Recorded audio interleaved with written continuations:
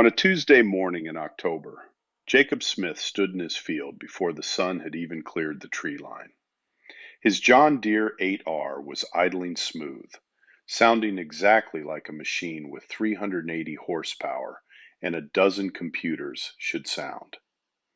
The cab stayed warm against the morning chill, while the GPS screen glowed bright and steady. Everything was ready to run. Then the screen went dark for a second, and when the light returned, it brought a message he didn't expect. Transmission error. Contact authorized dealer. Jacob stared at those words for 10 seconds before he tried to cycle the power and restart the whole system.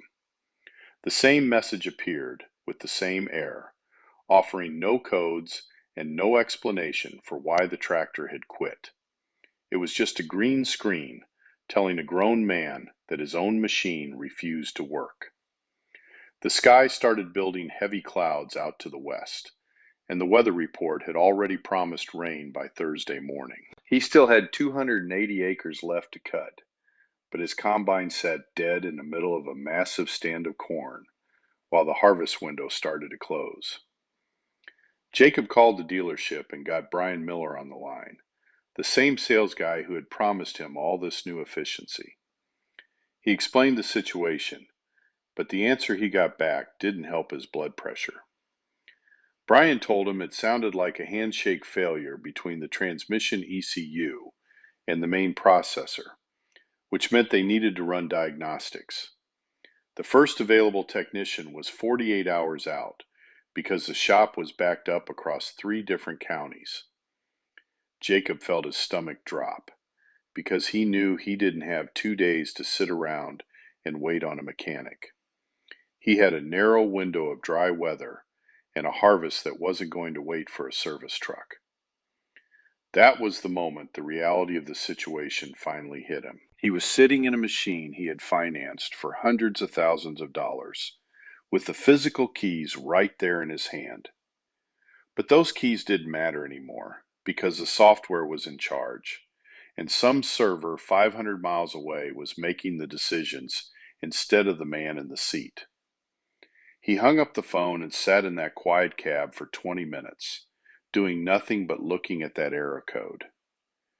Let me tell you about Jacob Smith, because you need to understand the man before you can understand the choice he made. Jacob had spent 40 years of his life running a 1992 John Deere 4440, a machine that was mechanical and honest. You could fix that tractor with a basic set of wrenches and a little bit of patience. There were no computers to argue with, and no corporate authorization was required to get back to work. Then his son came home from college with a head full of new ideas and told Jacob it was time to embrace the new tech. The boy talked about GPS and yield mapping and how auto steer would save them fuel and time.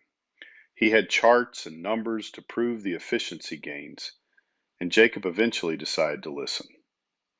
The salesman, Brian Miller, came out to the farm and proved he was very good at his job.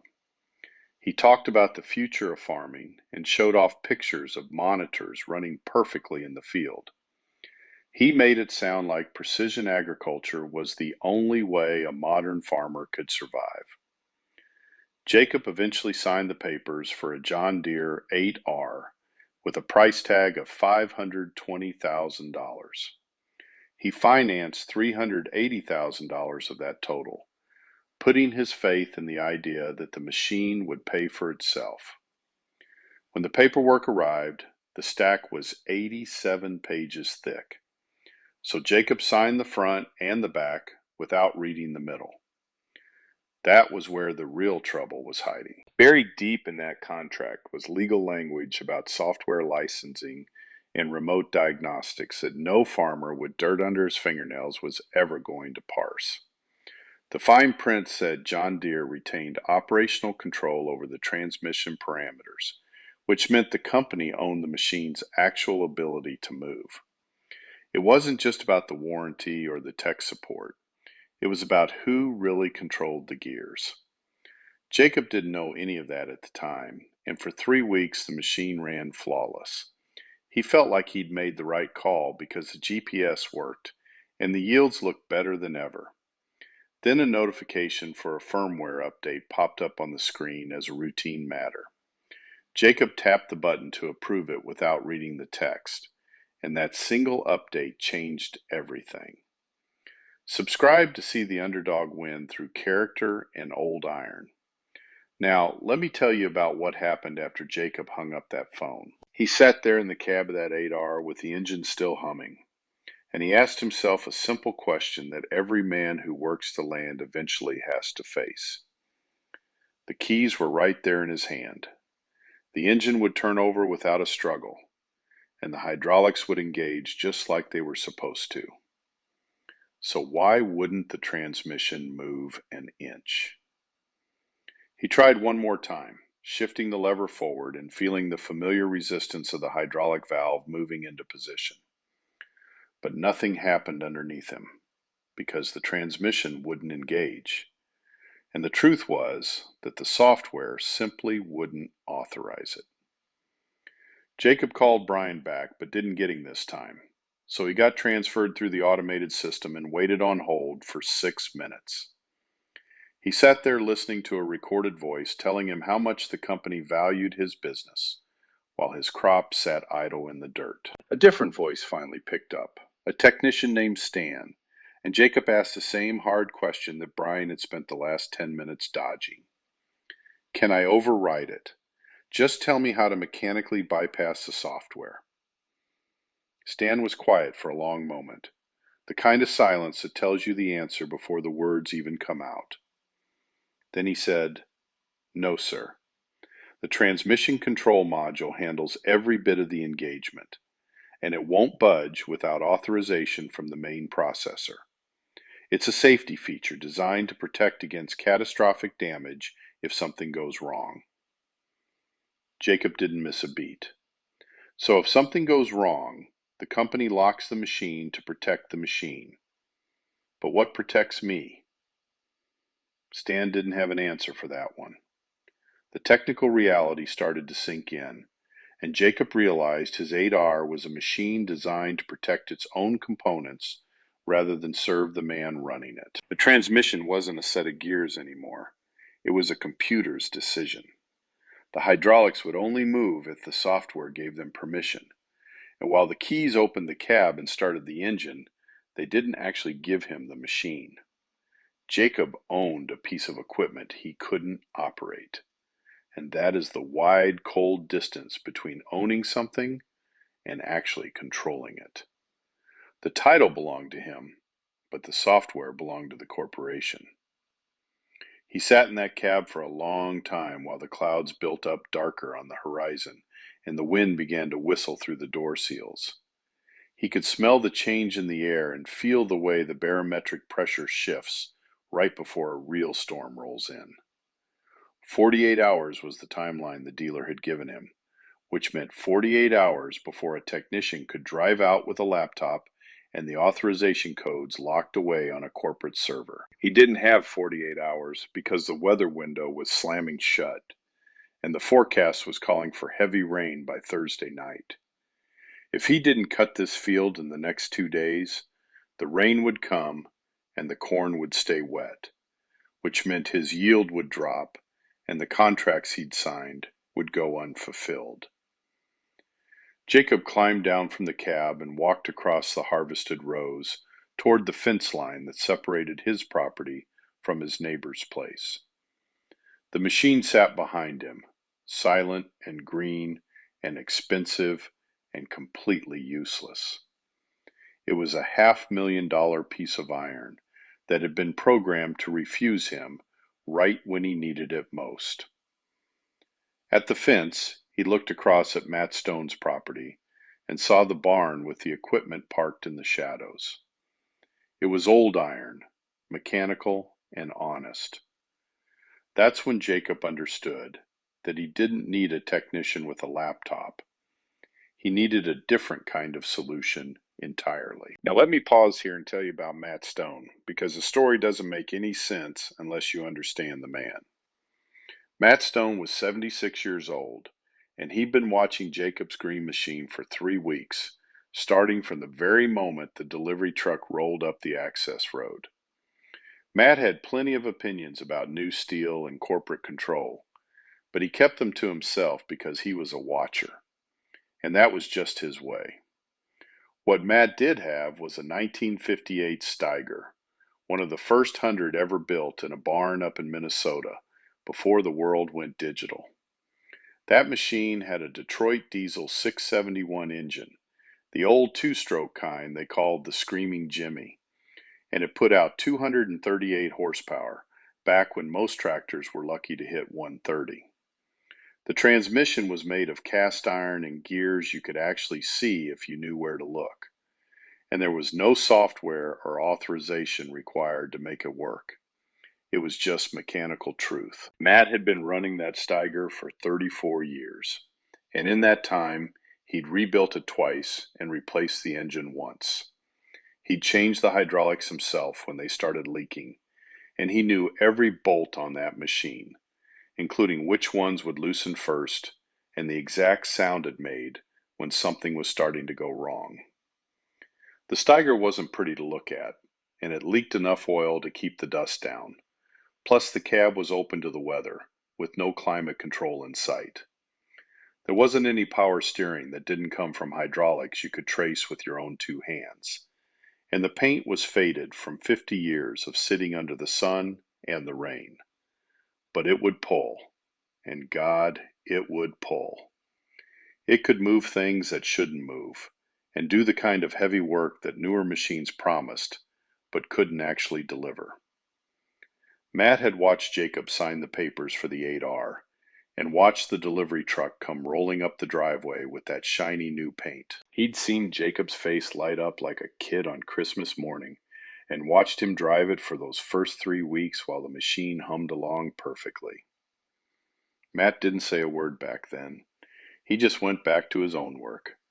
But he'd been thinking about what happens when a man trades what he knows for what someone else promises him. He thought about what happens when the machine you own can tell you no, and the distance between a handshake deal and a legal contract.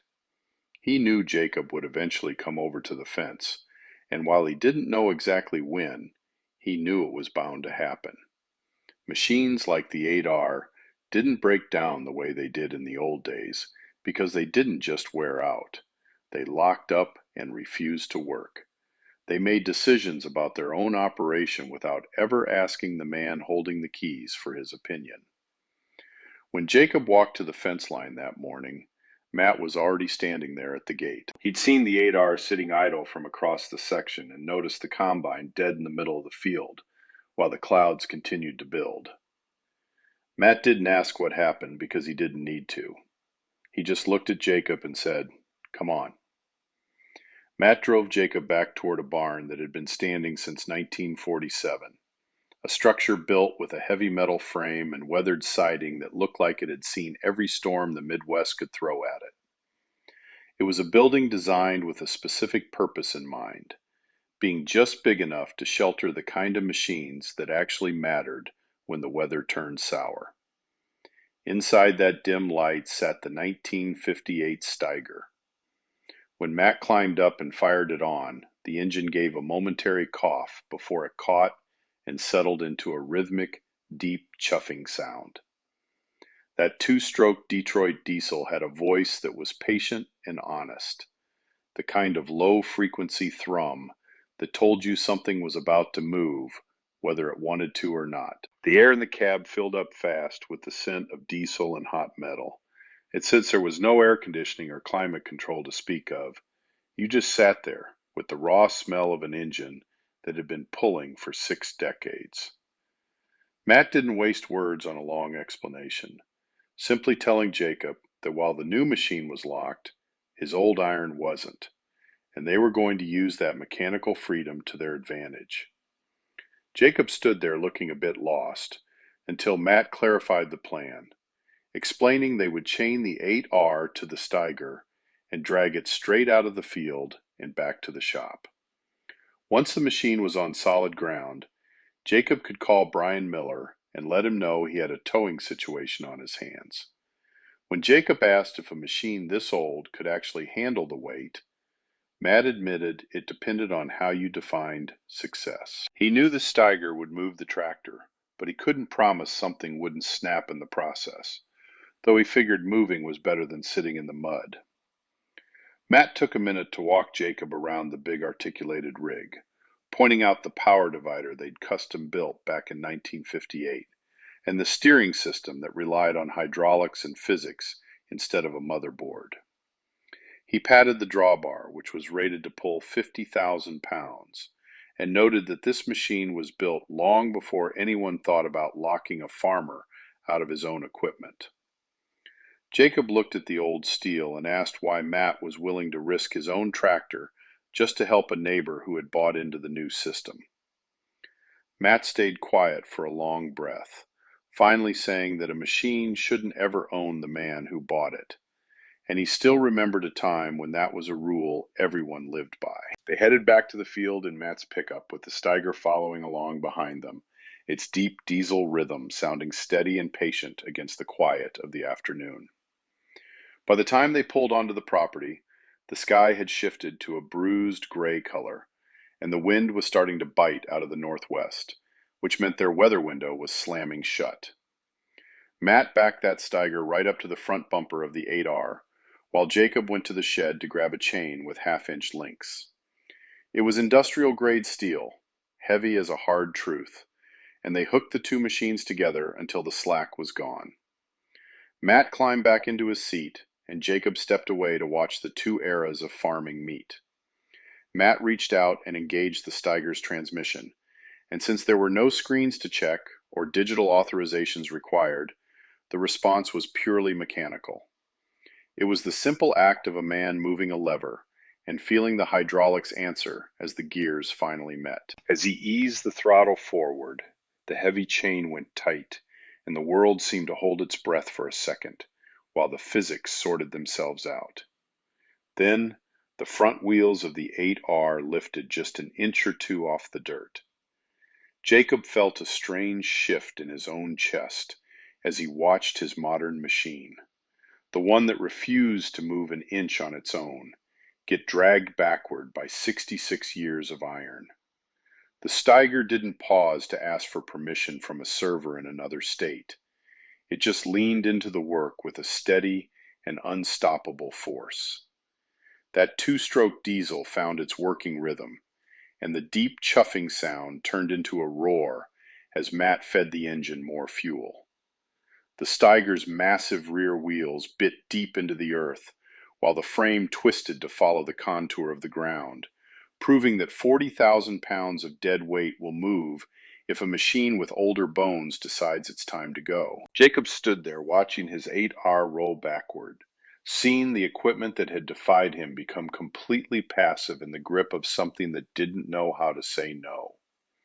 The hybrid tires left deep ruts in the soft soil, and the green paint looked dull under the gray sky, but the tractor was finally moving.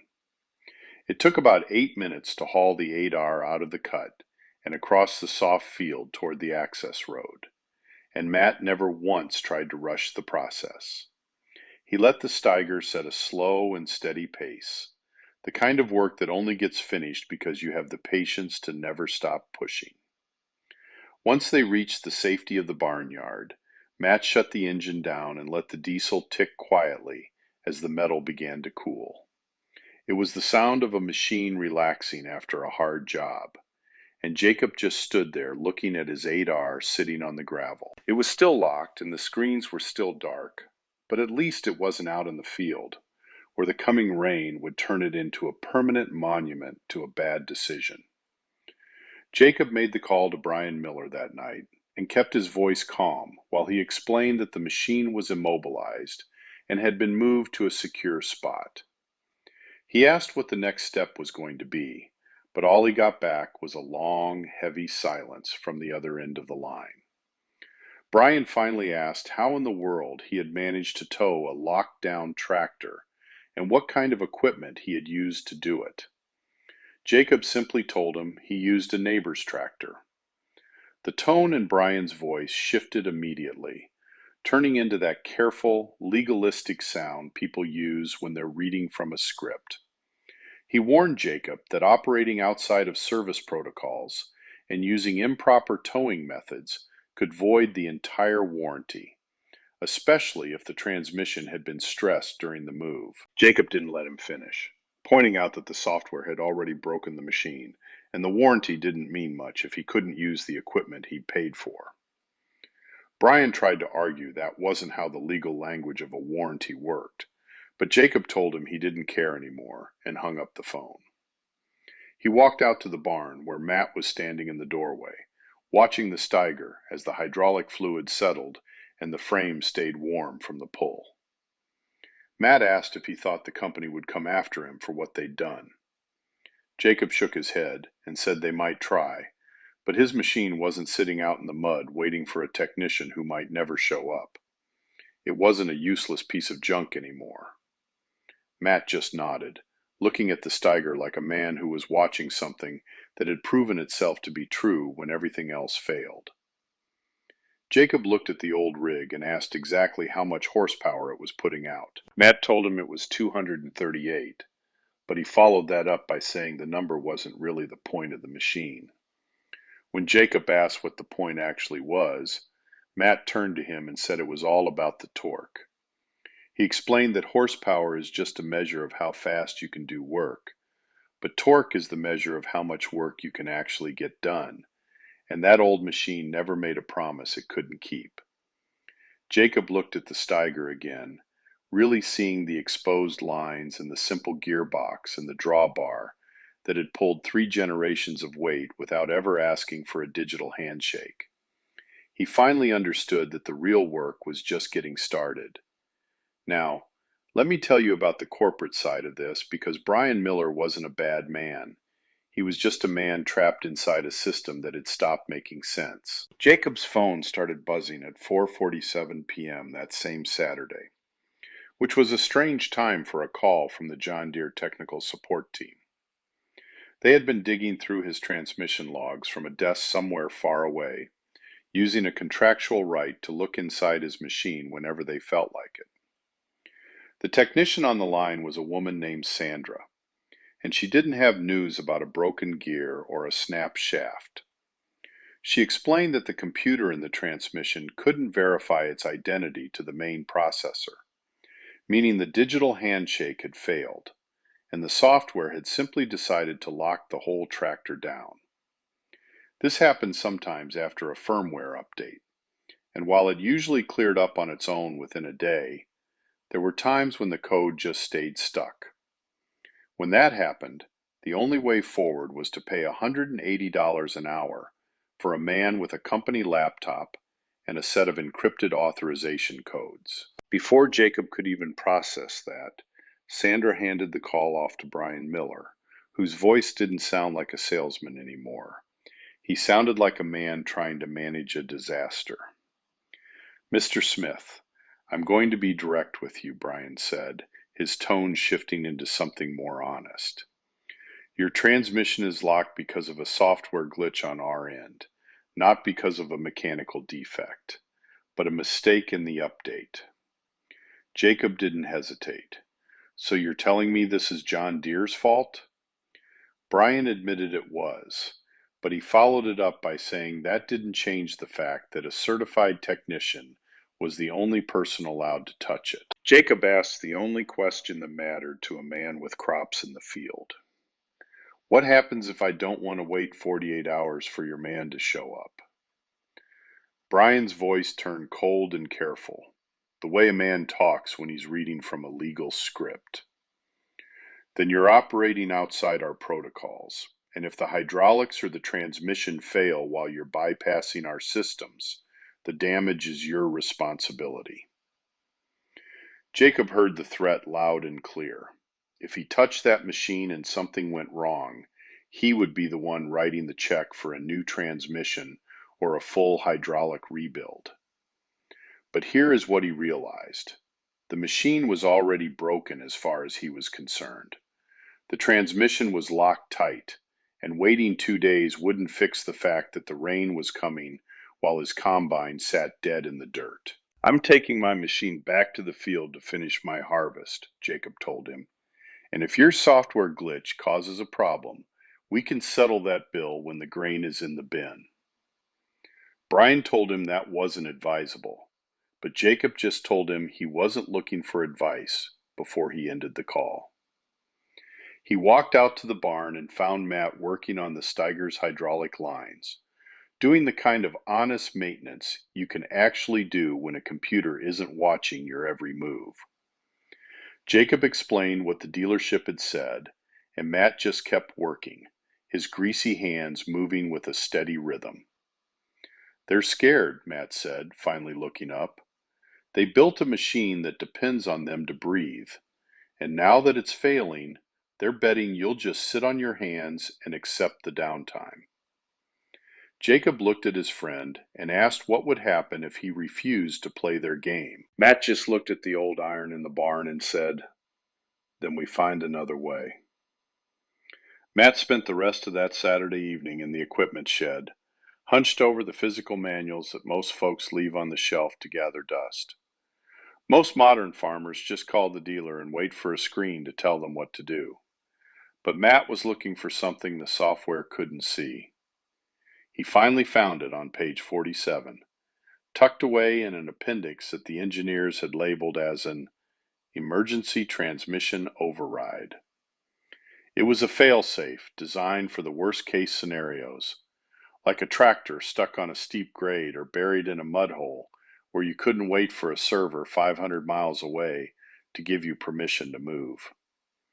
The override was purely mechanical, using a manual brake release and a hydraulic bypass to get the wheels turning without a digital handshake. It wasn't something the company wanted you using during harvest, but Matt understood the flow of oil and pressure better than Brian Miller understood a sales brochure. He called Jacob over and laid it out plain. "We can't fix their broken code, but we can go around it. And while you won't have auto steer or fancy mapping, you'll have a machine that actually moves." Jacob asked if it was a safe move to make. Matt told him it was as safe as any other mechanical job, and certainly safer than letting the crop rot while the clouds rolled in from the west. They went to work Sunday morning, with Matt leading the way under the left frame rail to find the manual park brake release valve. It was a simple 2-minute job with a wrench, followed by tapping into the backup hydraulic circuit that the manual had traced out in simple, honest lines. The job took 3 hours of sweating in the shed, but by noon that 8R transmission finally engaged without asking for a single line of code. When the engine rumbled to life, there were no flashing warnings or screaming alarms, just the steady sound of a diesel engine ready to work. Jacob took it for a spin around the yard, noticing the steering felt heavy and the monitors stayed dark, but the power was reaching the ground. The machine was his again. Monday morning saw Jacob back in the field with a narrow window of time, knowing the forecast was calling for heavy rain by Wednesday night. He had 280 acres left to go, and he knew he'd be racing the storm every hour of the day. The 8R ran like a top, without any remote diagnostics or corporate handshakes to slow it down. It was just a piece of iron doing exactly what it was built to do. By the time Tuesday evening rolled around, he had cleared 240 acres, and the dust was still flying as the sun went down. He finished the final 40 acres at 10 o'clock Wednesday morning, and by 2 in the afternoon, the sky opened up and the rain started coming down in sheets. He'd beaten the clock. That night, Jacob called Brian Miller back just to let him know the harvest was finished and the machine had performed just fine. Brian sounded confused, his corporate training clashing with the reality of what Jacob had done. "Mr. Smith, I'm glad you finished, but I have to tell you that using that bypass voids your warranty and likely breaks your lease agreement." Jacob didn't blink. "I'm the one paying the notes on this machine, And your warranty didn't mean much when your software decided I wasn't allowed to use my own equipment. There wasn't much Brian could say to that, so Jacob hung up the phone.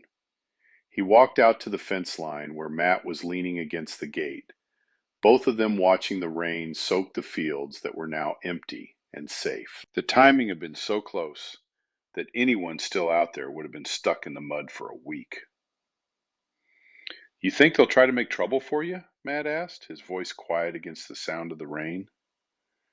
Jacob shook his head slowly, knowing he had done what needed to be done. "Maybe they will, but the grain is in the bin, my family is fed, and I kept my word to my buyers, which matters a lot more than a piece of paper from a lawyer." Matt stood there for a long minute, just watching the water run off the eaves of the barn. "That's the real difference," Matt said. "Your machine serves you now, but theirs is still trying to own you."